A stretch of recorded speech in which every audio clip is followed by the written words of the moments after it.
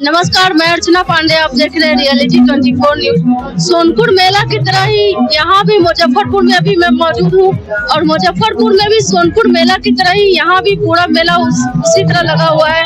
यहाँ भी आपको हर तरह का जैसे सोनपुर मेला में वैष्णो देवी का मंदिर मिला, वैसे ही यहाँ भी वैष्णो देवी का पंडाल लगा हुआ है और यहाँ भी बड़े बड़े झूले लगे हुए हैं। इसी बीच सारे मेला के बीच में यहाँ भी उसी प्रकार से थिएटर भी लगे हुए हैं बहुत सारे। और आप तो जानते ही हैं कि थिएटर में शोभा सम्राट की वायरल करी आज मेरे साथ मौजूद है। मैं खासकर उनसे मिलने ही आई हूँ और जानते हैं उनके जीवन के बारे में, वो इस लाइन को क्यों चुने और इस काम को करने के लिए उनकी कोई मजबूरी रही या उनका शौक रहा या क्या कुछ रहा, आइए उन्हीं से जानते हैं। बहुत बहुत धन्यवाद आपका। शुक्रिया, सब लोगों को बहुत बहुत नमस्कार है। हम चाहेंगे कि आप अपने बारे में कुछ बताएं कि आप किस तरह से इस क्षेत्र में आए और पहले का अनुभव कैसा रहा आपका और अभी इस काम को करते हुए आपका अनुभव कैसा रहा।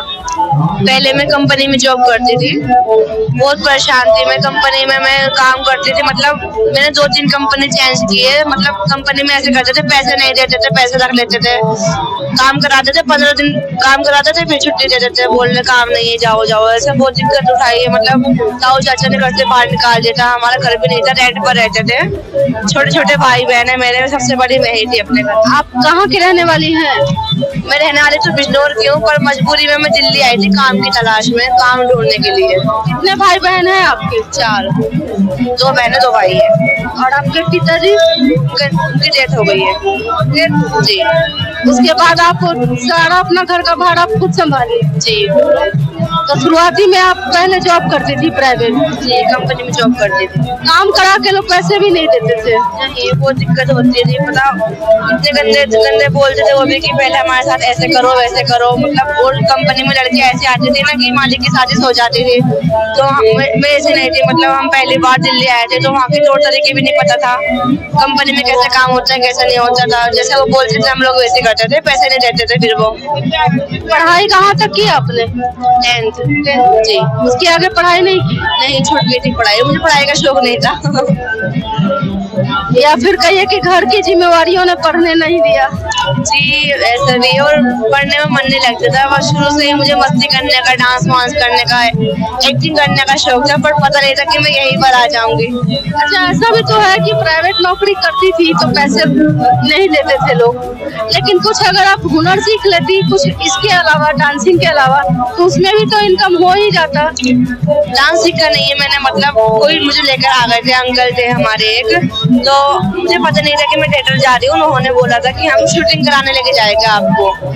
पटना में खाली मैंने नाम सुना था कि पटना एक शहर है। पटना पहली बार आई मैं, वहाँ पर अंकल ने झूठ बोला मुझसे कि मैं शूटिंग कराऊंगा और लेकर यहाँ पर आ गए। अंकल थे आपके। मतलब एक अंकल थे, दिल्ली में पहली बार आए थे तो किसी से मुलाकात हो गई थी। उन्होंने बोला कि वो ना गरीब लड़की दिखती थी उनको, वो उनको लेकर आ जाते थे, जो इनका इनाम होता था वो खुद रखते थे। कभी वो फिजिकल रिलेशन भी बनाए होंगे। नहीं, नियत तो होगा ही। नहीं, वो उनको पैसा चाहिए होता था कि मैं लड़कियों को लेके जाऊँ गरीब, वो मुझे मतलब पैसे थे। वो सीधे आपको इस थिएटर में लेके आए या फिर और देह व्यापार में भी धकेलने का कोशिश किए। पहले तो शूटिंग कराए थे 1-2 गाने पर, मतलब किसी के साथ अपने जानने वाले, फिर यहाँ पर लेकर आ गए थे थिएटर में। तो वहाँ से बोल के लाए कि पटना में हम नौकरी करवाएंगे जी, और यहाँ ला के थिएटर में ढकेल दिए। ऐसे लोगों को क्या कहना चाहेंगे आप। क्या कहूँ, मैंने जब उनको देखा, उनकी बेटी को भी नचवाते, वो किसी से मिलवाते, उनकी बेटी को भी खुद नचवाते, तो इतनी शर्म आती थी, मैं उनसे क्या बोलती। ऐसा बाप जो अपनी बेटी को भी ना छोड़ता हो, ऐसे लोगों के लिए बदुआ तो जरूर निकलती हो। बहुत परेशान है आज वो। उनकी दोनों आंखें खराब हो गई है। मतलब नाम नहीं लूंगी मैं, पर बहुत परेशान है आज वो लोग। कहते हैं जैसा करनी वैसा भरना, ऊपर वाला दिखा देता है ऐसे लोगों को। आपका दिनचर्या कैसा रहता है यहाँ। दिन भर का क्या क्या शेड्यूल है आपका दिनचर्या का। बस रात को 8 बजे से शुरू होता है, सुबह 4 बजे खत्म हो जाता है। सब लोग फिर खाना वाना बनाते हैं सुबह को, खा पी के फिर खुद बनाते जी। यहाँ मन लगता है? हाँ लग जाता है। शुरुआत में नहीं लगता होगा, आप तो ढल गई होंगी इसी माहौल में। अब तो हाँ शुरू में नहीं लगता था, घुटन सी होती थी कि हाँ बार कहाँ आ गई मैं, कैसे लोग बदतमीजी करते थे, बोलते थे एक रात का कितना लोग बहुत गंदी गंदी बातें बोलते थे स्टेज पर, तो बहुत दुख होता था। पर अब मैंने मतलब लोगों के साथ ढलना सीख लिया, जो गंदा है उनके साथ गंदा बनती हूँ और जो अच्छा होता है उनके साथ में अच्छा बर्ताव करती हूँ। जैसा आप रहोगे वैसा मैं बनूंगी। मैंने सीधा बन के देखा पर पब्लिक को मजा नहीं आता, बोलते हैं कि सीधा क्यों खड़ी है, सीधा खड़ा होने सीधा नहीं, यहाँ सभ्यता चाहिए। हाँ बोलते कि तुमने पैसे क्यों लिए, नाच क्यों नहीं रही हो, गंदी गंदी कमेंट्स बोलते हैं कि रंडी नाच ऐसे वैसे, तो बहुत दुख होता है। फिर मुझे गुस्सा आता है, मैं सोचती हूँ जैसे ये बदतमीजी कर रहा है वैसे मैं करूँ उनके साथ, तो मजबूर मैंने गुस्से में गंदे गंदे कमेंट्स कर दिए थे पब्लिक को, तो वो वायरल होगा, इस वजह से मेरी वीडियो वायरल हो गई थी। पर मुझे ये उम्मीद नहीं थी कि मेरी वीडियो वायरल होगी कभी। आप इतनी वायरल हो गई हैं और आपको फिल्मों का भी सुना है कि ऑफर मिला है, खेसारी लाल यादव आपको ऑफर किए हैं, तो हुआ है उनके साथ, 1 महीने के बाद आ जाएगा। 1 महीने बाद हो रिलीज होगी जी।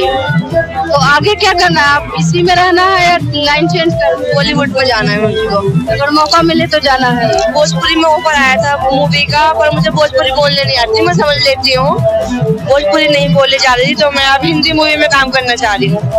इतना फेमस हो गई है, कैसा अनुभव है आपका? बहुत अच्छा लगता है, जो पहले बदतमीजी करते थे आज वही लोग इज्जत करते हैं। जी तो मैं उनको एकदम देती हूँ, कोई जेंट्स आता है ना वो गंदे गंदे क्वेश्चन पूछता है कि एक रात की कितने लेती हो, मीडिया वाले पूछते हैं, तो मुझे अच्छा नहीं लगता है ऐसे। लेकिन आपके ऐसा जो आप इंटरव्यू नहीं देती है, मीडिया के सामने आना अब नहीं चाहती है, तो ऐसे नेगेटिव बातें जाती है कि देखो फेमस हो गई तो घमंड आ गया। नहीं मैं इंटरव्यू देती हूँ, पर जो लोग गंदे गंदे कमेंट्स पूछते हैं ना कि यहाँ पर धंधा होता है, रात को 12 बजे क्या करते हो, उन लोगों को मैं नहीं देना चाहती हूँ।